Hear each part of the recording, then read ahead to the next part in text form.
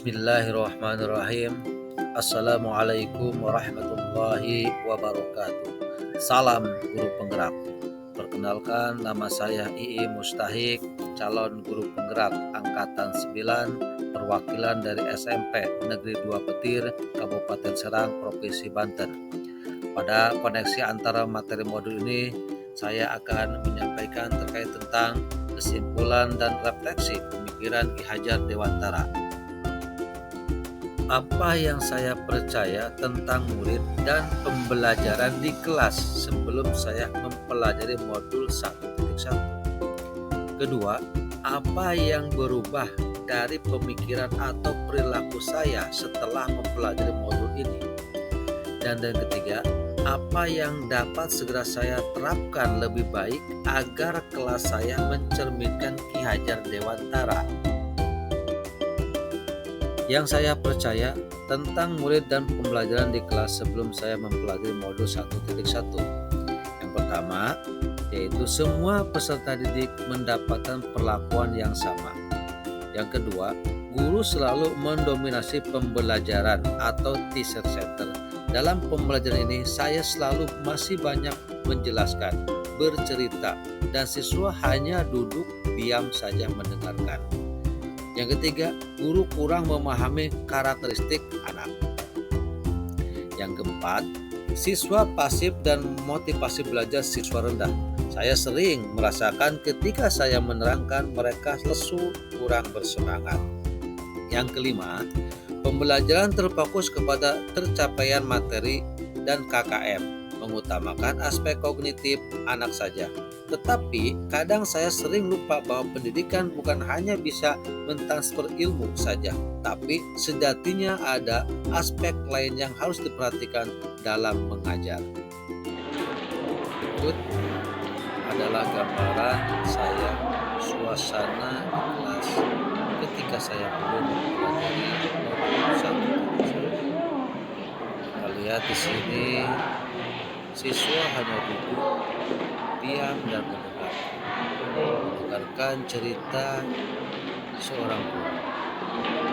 Kegiatan ini, pembelajaran ini selalu hanya terfokus kepada mereka hanya bisa mendengarkan, duduk terdiam, mendengarkan cerita dari seorang. Mereka tak bersemangat, mereka lesu dan setelah saya mempelajari modul ini, yang berubah dari pemikiran dan perilaku saya. Merubah pemikiran. Saya harus bisa merubah pemikiran, yang artinya di dalam pembelajaran saya harus lebih berpusat kepada anak.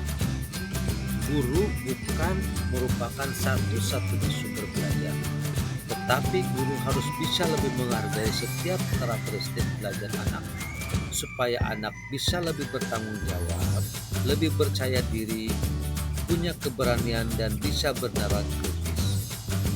Sedangkan untuk merubah perilaku, yaitu saya harus bisa memberikan kebebasan kepada anak didik untuk menyelesaikan tugas sesuai dengan minat, bakat, dan kreativitasnya masing-masing.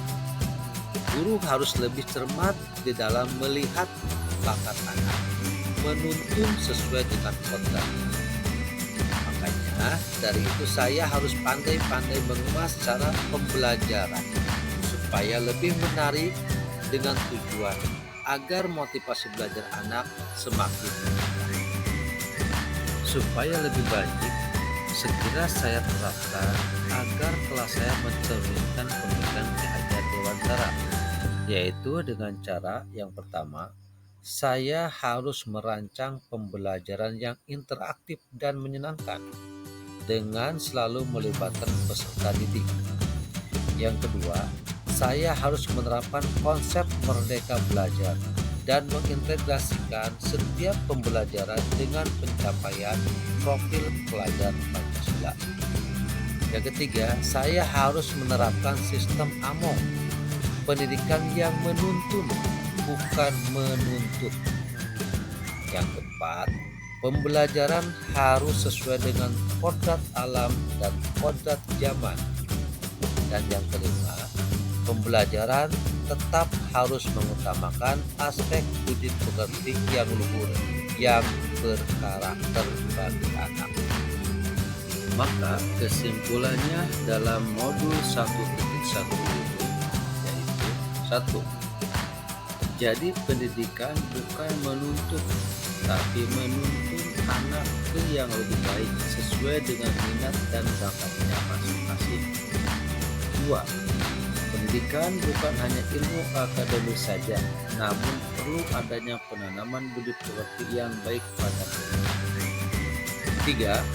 Pendidikan sejatinya adalah berhamba pada anak, harus lebih berpihak pada murid dan murid. Demikianlah pemaparan dari saya tentang koneksi antar materi di modul 1.1. Cukup sekian dan terima kasih. Salam guru penggerak. Bergerak, tergerak, menggerakkan.